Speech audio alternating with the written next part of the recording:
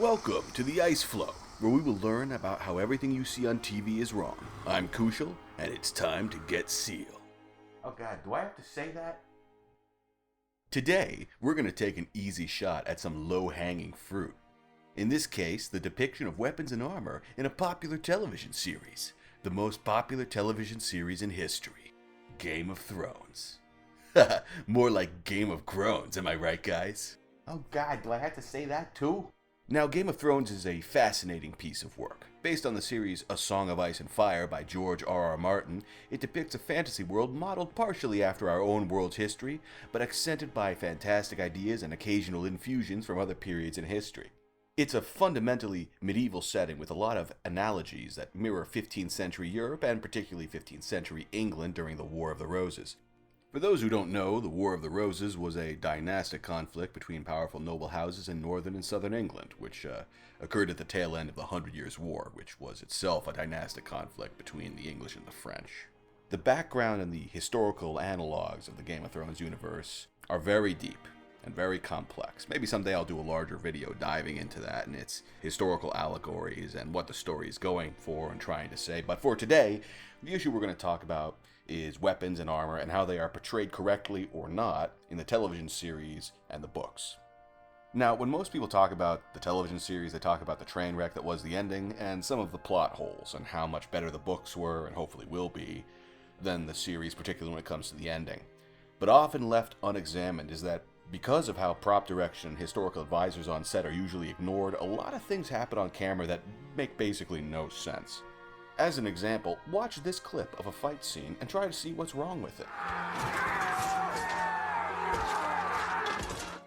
If the thing you noticed was that Jon Snow wouldn't have actually killed any of those men, you would be right. Those men are wearing plate armor, or possibly brigandine. It's a little hard to tell because of the lamination on them. Those are basically tiny overlapping steel plates attached to a backing as opposed to a solid plate harness. A human being cannot possibly cut through this material. You frequently see Jon or other fighters doing these sort of vague cuts that pass more or less through the midriff of the target, and then the guy just falls down. In reality, nothing would happen. They probably wouldn't even feel it. Historically, men in armor who fought with swords would be attacking unarmored parts of the opponent's body, maybe reaching behind the enemy's legs to cut the unarmored parts there, or attacking the neck or the eye slits of the armor, stab him through the visor. The same thing applies here.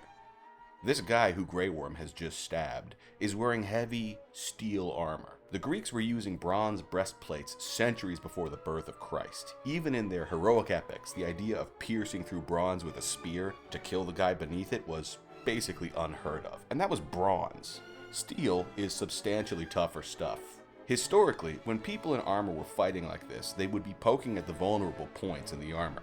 The Lannister guards, for example, all have these sort of mutant Soleil helmets, which usually have exposed lower faces. You could be stabbing through there, right, to the throat or the lower face, or maybe you could be attacking the eye slits again. Now, they don't do this in the show.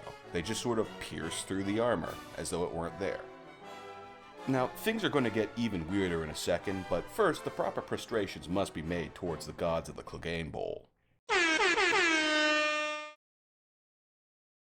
Here, you see Sandor Clegane is just whacking the shit out of his brother Gregor, right there. And his sword isn't really doing anything. And that's correct. Hitting a guy's breastplate with a sword over and over is not going to accomplish anything pretty much ever. Then he stabs him. And not only does he penetrate the plate armor, but it goes through his entire body and out the back, which is also plate armor. This would be like if you had spent 10 minutes trying to break down a door with a hammer to no avail, but then you picked up a nail and pushed it through the door with your bare hand so hard that it shot through the house, across the entire building, and through the brickwork on the other side. It's just implausible. That's not how it works. And it goes to show you that the armor used in this series doesn't really have consistent attributes as armor. It's just a sort of costume that doesn't protect anyone unless it's convenient. To show that I'm not just being negative, let's briefly watch a relatively good fight scene from the series. So in this sequence that's going on, you've got two in the show. Gerald Hightower and Arthur Dayne. They're more or less wiping the floor with young Boromir's drinking buddies. There are a few bad kills here, like Arthur Dayne impales a man through what is clearly a full shoot of chainmail, which would be like punching a brick in half with your bare hands. But then you've got this good one where Ned kills Gerald Hightower by stabbing him in the throat where he isn't armored. You actually see it come out the back. That's a good kill. That's how you would kill someone in armor. Most of Dane's kills are actually good. This guy isn't armored. He cuts this guy's head halfway off where he's unarmored, and so on. Eventually, Dane himself is stabbed in the back of the neck by Howland Reed, again, not going through his armor. The reason this is good, aside from the fact that it looks really cool, is that there is no point aside from that one chainmail stab where anyone is just cutting through armor. They're going around the armor to attack vulnerable points. This might not have been what actual medieval combat looked like, but it's a damn sight better than what you usually get, so props to this fight scene. So the reason that this thing ultimately happens is that the viewers of these shows don't really understand what armored combat should look like. Throughout the history of cinema, guys fighting in armor just sort of hack at each other, and when a hero makes a cool cutting motion and they put a murdery sounding sound effect on it, the audience just sort of assumes that it must have killed the guy, and he falls down dead, and that confirms that he killed the guy, and they move on. Nobody's ever wearing helmets, even though helmets are the single most important piece of armor in any soldier's kit. And yet, very rarely do you see people getting their heads split in half, because that would require the prop department to make a fake head for the actor to hit with a sword, or it would necessitate that the CG guys do a bunch of editing. Real-life violence from this period with these weapons really tended to be less clean-cut. Knights in armor were basically immortal unless someone shot them with a gun or a very heavy crossbow, or beat them to death with halberds or blunt weapons or something like that.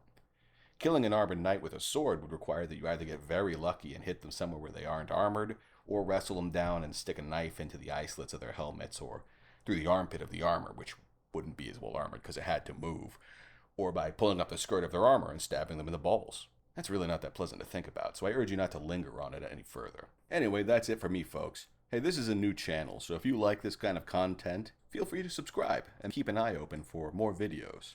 This is your boy Kushal. Swim safe.